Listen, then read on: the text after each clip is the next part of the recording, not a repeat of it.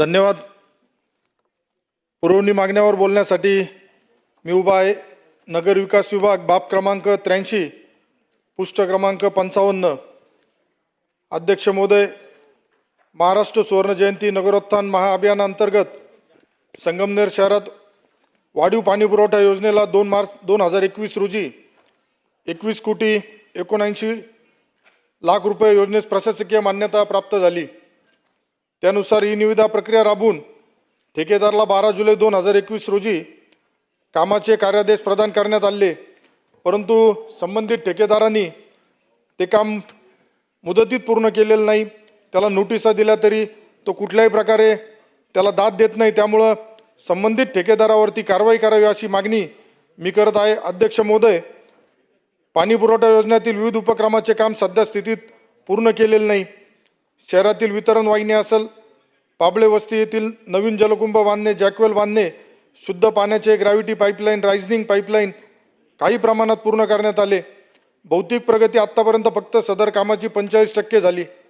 योजनेतील 22 दशलक्ष लिटर प्रति दिवस क्षमतेचे नवीन जल शुद्धीकरण केंद्र हे निळवंडे धरण स्थित अकोले तालुक्यातील वनजमिनीच्या टेकडीवर प्रस्तावित आहे. परंतु त्याच्यामध्ये जे सपाटीकरण करायचं आहे, टेकडीचं संरक्षण भिंतीचं काम अंदाजपत्रकात यांनी त्यावेळेस समाविष्ट केलं नाही. नवीन जल शुद्धीकरण केंद्र असेल, SCADचं वर्क असेल, त्याचे कामं बाकी आहेत. अध्यक्ष महोदय, माझी या माध्यमातून विनंती होती का आज शहराची संख्या मोठ्या प्रमाणात वाढलेली आहे, पाण्याचा प्रश्नसुद्धा निर्माण झाला आहे. त्यामुळं शहरातील वाढती लोकसंख्या विचारात घेऊन ते जे यापूर्वीचं काम आहे ते रद्द करून नवीन आम्हाला या पाणी पुरवठा योजनेसाठी 30 कोटी रुपयाची आवश्यकता आहे. आपल्या माध्यमातून मी शासनाला विनंती करेल का 30 कोटी रुपये आम्हाला त्या योजनेसाठी मिळून द्यावे. अध्यक्ष महोदय, अजून संगमनेर शहरातील नगरपालिकाच्या ज्या शाळा आहेत त्यांची सुद्धा दुरावस्था झाली आहे.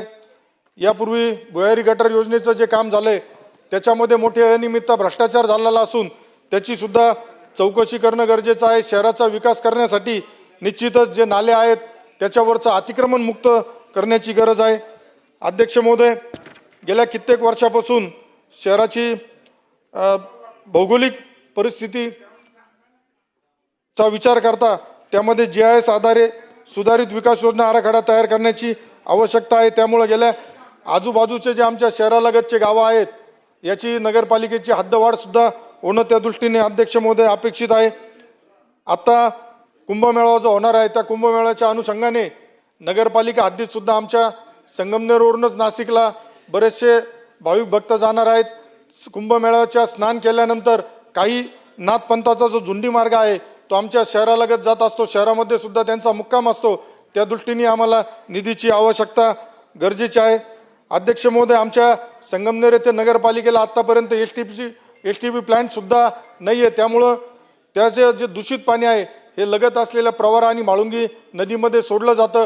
त्यामुळं त्या नदीच्या पात्रालगत राहणाऱ्या जे गावं आहेत त्यांच्यामध्ये आरोग्याचा प्रश्न निर्माण झाला आहे. त्यामुळं STP प्लॅन्ट इतके वर्ष न बनवल्यामुळं नगरपालिकेला दंडात्मक कारवाईला सामोरं जावं लागतं. परंतु हा पैसा सुद्धा सामान्य नागरिकाच्या कर रूपातून आलेला असतो. त्यामुळं ज्यांनी यामध्ये दुर्लक्ष केलंय त्यांच्यावरती कारवाई होणं अपेक्षित आहे. अध्यक्ष महोदय, संगमनेर नगरपालिकेत झालेल्या भ्रष्टाचाराची सुद्धा चौकशी होणं गरजेचं आहे. अध्यक्ष महोदय, संगमनेर नगरपालिकेच्या हद्दीमध्ये सर्वे नंबर 214 येथे कत्तलखाना सुरू करण्यात आला आहे. 2014 मध्ये हा कत्तलखाना सुरू करण्यात आला आहे आणि हा कत्तलखाना सुरू करताना शासनाने ज्या काही नियम अटी दिल्या होत्या का 3 किलोमीटरच्या बाहेर कत्तलखाना अपेक्षित होता, परंतु तो त्यांनी आतमध्ये घेतलाय. त्याच्या लगतच नदी आहे. नदी नाल्या ओढ्याच्या लगत सुद्धा स्लॉटर हाऊस नसावा असा नियम असताना त्याकडे सर्रास दुर्लक्ष केलं गेलंय.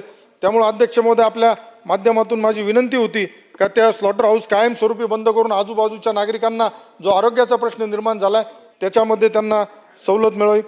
अध्यक्ष महोदय, सार्वजनिक बांधकाम विभागावरती बाब क्रमांक 107 पृष्ठ क्रमांक 75 मान्य पुरवणी मागण्यावरील चर्चेत सहभागी होताना मी संगमनेर तालुक्यातील महत्त्वाचे काही रस्ते आहेत या आपल्या आत्ता आम्ही बघतोय गेल्या 15 दिवसापासून फक्त काही आमदार आम्हाला भेटल्यानंतर सांगताय आम्हाला ADBचे 200 मिळाले, 300 कोटी मिळाले, 400 कोटी मिळाले, परंतु आम्ही सत्ताधारी पक्षात असताना सुद्धा आम्हाला 1 रुपयाचा निधी सुद्धा मिळाला नाही साहेब. हे अत्यंत खेदाने मला या सभागृहामध्ये बोलावं लागत आहे.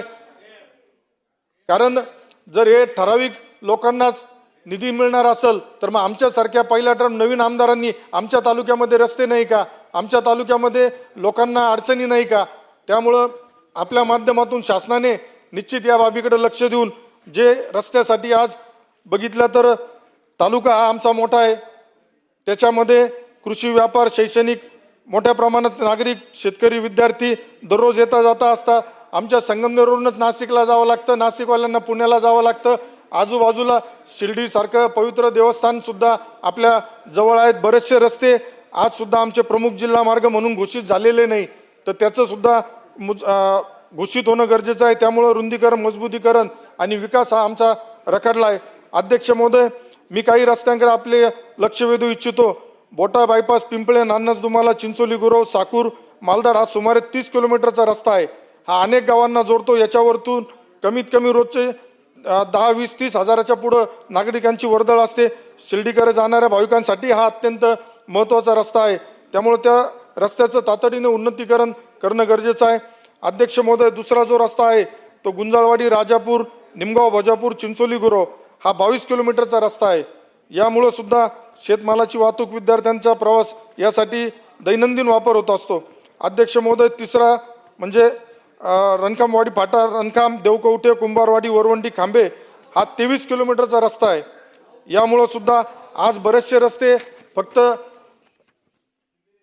शहराच्या लगत काही रस्ते झाले म्हणजे विधानसभाचा किंवा तालुक्याचा विकास होतो असं नाही. अध्यक्ष महोदय, मला माझ्या संगमनेर मतदारसंघातील MDR म्हणून या रस्त्यांचा समावेश व्हावा अशी मी आपल्याकडे आग्रह आणि मागणी करतो. रस्त्यांना तातडीने प्रशासकीय मान्यता देऊन सर्वेक्षण, तांत्रिक मंजुरी, कामाची प्रक्रिया पूर्ण करावी अशी मागणी करतो. अध्यक्ष महोदय, माझ्या मतदारसंघातून राज्यमार्ग 65 संगमनेर कोपरगाव रस्ता अतिशय खराब आहे. तो कुंभमेळ्याच्या वेळी नगर, मनमाड, पुणे मार्गे जी वाहने प्रवास करतात त्यांना या मार्गाचा उपयोग होण्याच्या दृष्टीने हा रस्ता दुरुस्त करण्यात यावा अशी मी या निमित्ताने मागणी करतो. अध्यक्ष महोदय, ADB असेल, हॅम असेल, AIB असेल, आम्हाला कुठल्या तरी एका योजनेमध्ये आपण घेतलं गेलं पाहिजे. आज मोठ्या प्रमाणात आमची रस्त्यांची मागणी आहे. अध्यक्ष महोदय, माझ्या संगमनेर मतदारसंघातील जे VIP शासकीय विश्रामगृह आहे त्याची दुरुस्ती होणं गरजेचं आहे. विश्रामगृह नवीन होणं गरजेचं आहे. सार्वजनिक बांधकाम विभागाला संगमनेर सारख्या ठिकाणी कार्यालयाची आवश्यकता आहे. वर्ग 3 व 4चे जे कर्मचारी आहेत त्यांच्यासाठी निवासस्थानाची आवश्यकता आहे. अध्यक्ष महोदय, 8 न्यायाधीशांना निवासस्थानाचे बांधकामाची आवश्यकता आहे. भूमी अभिलेख सदर उपाध्यक्ष भूमी अभिलेख कार्यालय आहे त्याचं दुरुस्ती व विस्तारीकरणाची आवश्यकता आहे. अध्यक्ष महोदय, बरेचसे विषय असे आहेत का ज्यांच्याकडं PWD खात्याच्या माध्यमातून दुर्लक्ष झालं. आता मधल्या कालावधीमध्ये जो आमचा एक हॅममध्ये एक रस्ता झाला होता, कोल्हार घुटी मार्ग म्हणून आम्ही ज्याला म्हणतो, माझ्या संगमनेर तालुक्यातून अकोल्याकडे जाताना त्या रस्त्याची अतिशय दुरावस्था झाली. परंतु ज्या ज्या वेळेस अधिकाऱ्यांना सूचना दिल्या तर आमचे कार्यकारी अभियंता जे आहेत ते आम्हाला सांगता का ठेकेदार माझं ऐकत नाही. मंत्री महोदय, आपण याची निश्चित दखल घ्याल, कारण तो रस्ता ऑलरेडी झालेला आहे. रस्ता झाल्यानंतर तो दुरुस्ती कालावधीमध्ये दुरुस्त करणं हे ठेकेदाराचं कर्तव्य आणि जबाबदारी आहे. परंतु ठेकेदार अक्षरशः अधिकाऱ्यांना, म्हणजे मला माहिती आहे काही जण म्हणतील का ठेकेदारांना बिल मिळालं नाही, परंतु त्यामुळेच मी ही सुधारणा करतोय का सदर रस्ता हा ऑलरेडी झालेला आहे, याची दुरुस्ती करणं काम असतं. AC, SC, PC इन्फ्रास्ट्रक्चर म्हणून जी कंपनी आहे, आत्ता सुद्धा त्या रस्त्यावरती खड्डे पडलेत. मी वारंवार मागं लागून त्याच्यावरती तात्पुरती दुरुस्ती करायला लावली, परंतु तो मुजोल ठेकेदाराने अजून सुद्धा ते काम करायला तो तयार नाही. त्याच्यावरती कारवाई करणं अपेक्षित आहे. कारण जर लोकप्रतिनिधी सांगतोय आणि अधिकारी सांगतोय का आम्हाला ठेकेदार ऐकत नाही, तर निश्चितच हे कुठंतरी चुकीचा पायंडा आपल्या याच्यामध्ये पडत आहे असं मला वाटतं. त्यामुळं मंत्री महोदय, माझी आपल्याकडून अपेक्षा आहे का सदर जे दुरुस्ती कालावधीत काम होणं अपेक्षित आहे, आपल्याकडून सूचना देऊन अथवा त्याची जी त्याच्यामध्ये कॉस्टिंग हे आहे, रिस्क अँड कॉस्ट, त्याची जी रक्कम जमा आहे त्याची दुसरी निविदा काढून आम्हाला तो रस्ता तरी करून द्यावा व आमच्या नागरिकांची होणारी हेळसांड थांबवा अशी मी विनंती करतो.